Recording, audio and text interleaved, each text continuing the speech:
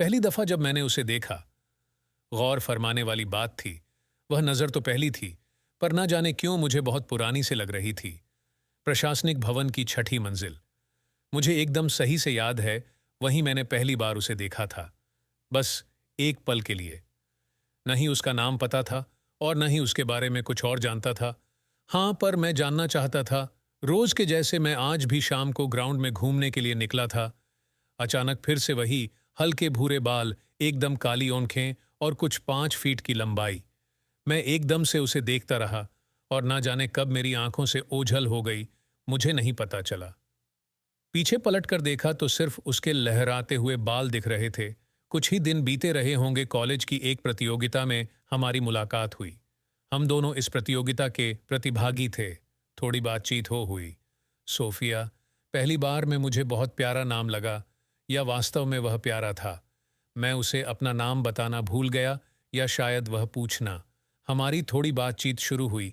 एक ही विधा से जुड़े होने के कारण हम बहुत जल्दी अच्छे दोस्त बन गए। मुझे नहीं पता मैं कब उसके बारे में इतना ज्यादा सोचने लगा, लेकिन अब मुझे हर जगह वही दिखने लगी थी। मुझे नहीं पता इस एहसास को क्या कहेंगे, लेकिन यही सच था। कुछ 5 महीने बीते होंगे, हमारी दोस्ती और भी गहरी होती चली गई। मैं उससे अपनी समस्याओं का हल अक्सर मांगा करता था और वह झट से उनका हल बता भी देती।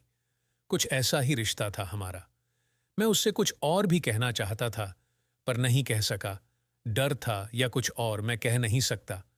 कोई कारण नहीं था, बस मुझे अच्छी लगती थी। और बात सिर्फ इतनी थी। हर बार जब भी मैं उससे मिलता, मैं इस बात को कह देना चाहता था, पर मैं ऐसा कभी नहीं कर पाया। शायद कुछ चीजें पूरा होने से ज्यादा अधूरा ही अच्छा लगती हैं। हमने एक दूसरे जो जानना भी शुरू कर दिया, तमाम बार तो वो बिना मेरे कुछ बोले ही मेरी बातों को समझ जाती थी। तमाम बार मेरे परेशान होने पर वह बिना बताए समझ जाया करती थी। यह मेरे लिए एक किसी सपने से कम नहीं होता था कि कोई मुझे बिना बोले समझ जाए। आज ना जाने क्या हुआ, मैं बहुत परेशान था। शायद किसी काम की वजह से अचानक से वह मेरे सामने आ गई। मुझे नहीं पता कि मैं उसे क्या क्या बोल दिया। शायद वह भी जो नहीं बोलना चाहिए था।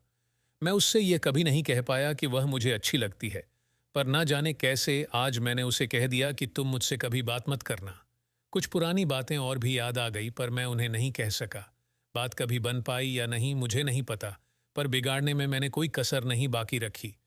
मैं इतना कुछ कहता चला गया और उसने सब कुछ चुपचाप सुन लिया। पूरे 2 महीने बाद आज फिर से मैं उदास था मेरे पास अपनी बात कहने के लिए। आज शायद कोई नहीं था।